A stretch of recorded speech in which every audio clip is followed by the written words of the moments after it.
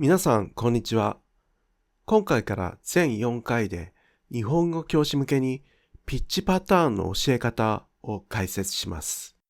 このシリーズでは、モデルを聞かせて真似させるだけでは治らないとき、教師が何と言えばいいのかを具体的な言葉で説明します。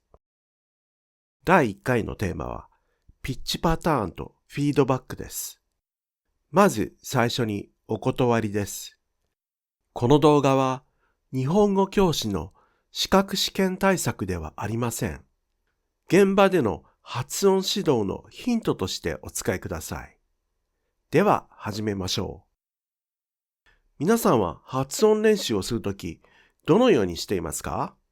また、発音のフィードバックをするとき、どのようにしているでしょうか？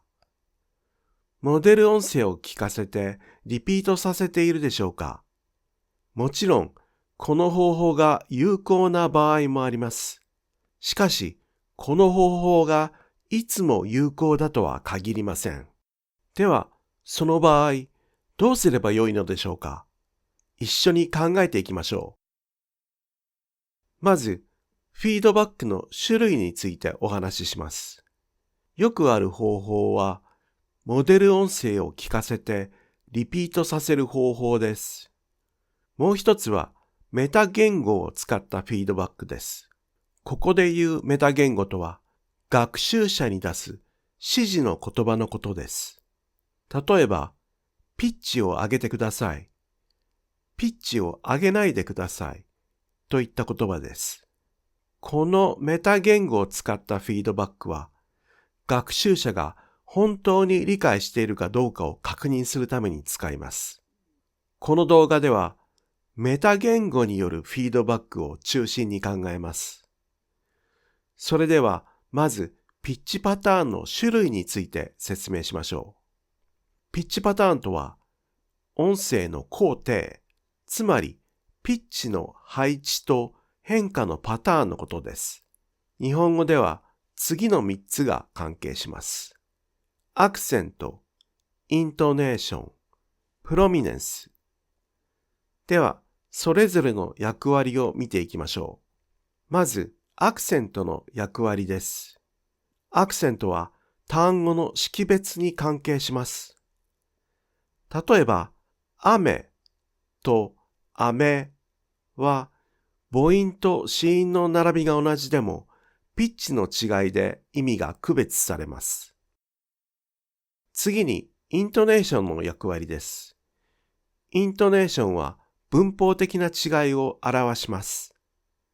例えば、平序文と疑問文の違いなどです。さらに、感情や話し手の意図も表します。次に、プロミネンスの役割です。プロミネンスとは、大切な言葉が目立って聞こえることです。何か食べましたか？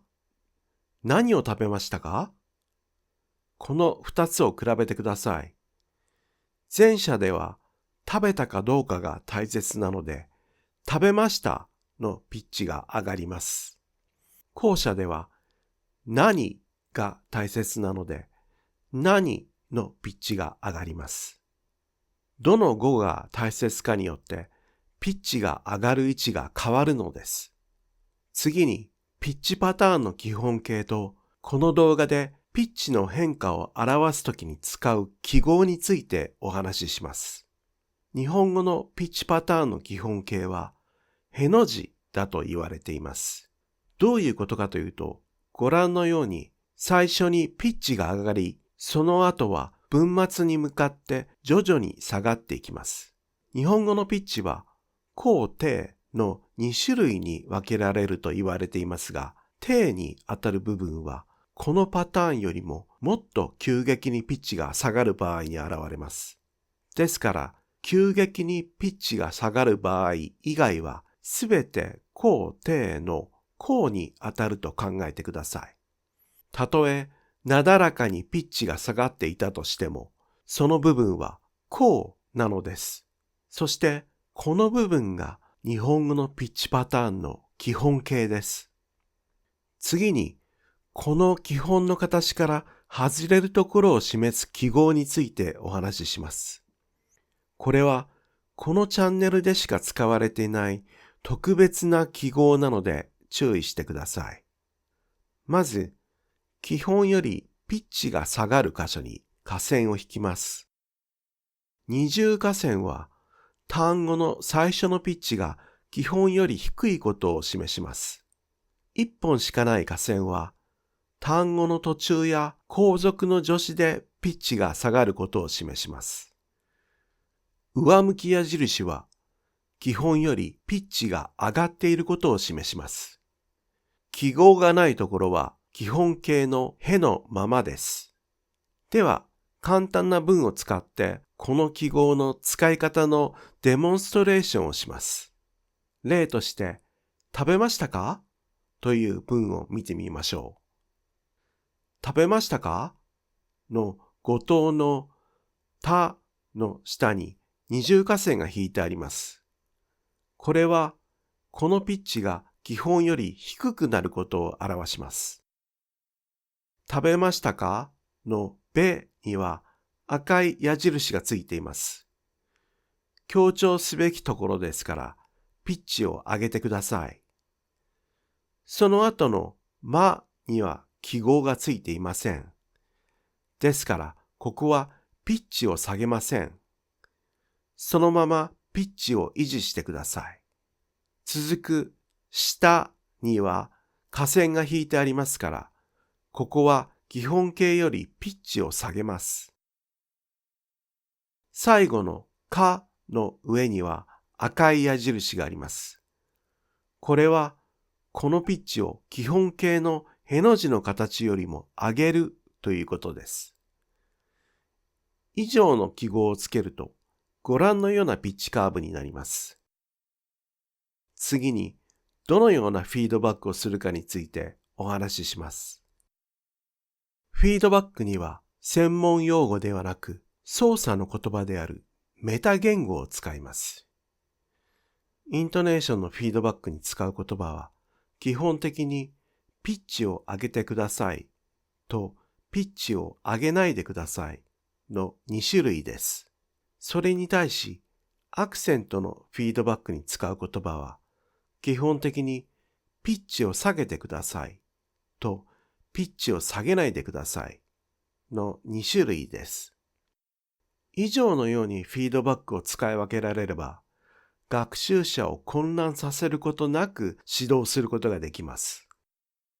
第1回のまとめです。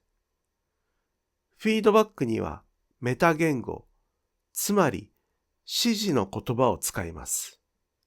例えば、ピッチを下げてくださいのように具体的に指示します。アクセントの役割は単語の識別です。イントネーションの役割は文法と語用です。プロミネンスの役割は強調です。ピッチパターンの基本形は高低の高がへの字の部分にあたります。そこから外れる部分を記号で示します。次回はプロミネンスの指導法について解説します。プロミネンスは今回お話ししたピッチパターンの中でも最優先されるべき項目です。